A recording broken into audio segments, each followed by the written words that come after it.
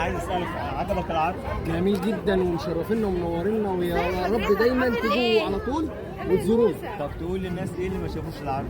ما شافوش العرض خسرانين، ويعني كان نفسنا نادي الصفا كله يشوف العرض. انا دايما اللي جوه اللي ما جاش. دايما يعني ببقى نفسي اسمع كوميديا ما فيهاش اسفاف. الحمد لله. انتوا النهارده ما قلتوش ولا كلمه مسفه. الحمد لله. جميله يعني ربنا جدا. يجعله في ميزان حسنات، والله. يجعله كده في الدنيا والله العظيم بجد.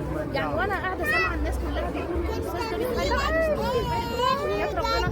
يعني ناس الرجاله اكتر من الستات، يعني حضرتك عارف جانب هي اللي عندها الكبيره يعني اكتر، هو المفروض هو اللي بيتخيل كتير.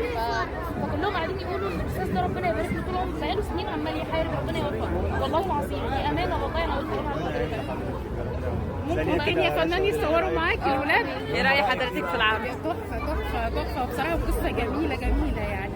انا اول مره بصراحه احضر النهارده، بس كنتش عايزه اهلا بيك. الله يبارك فيك.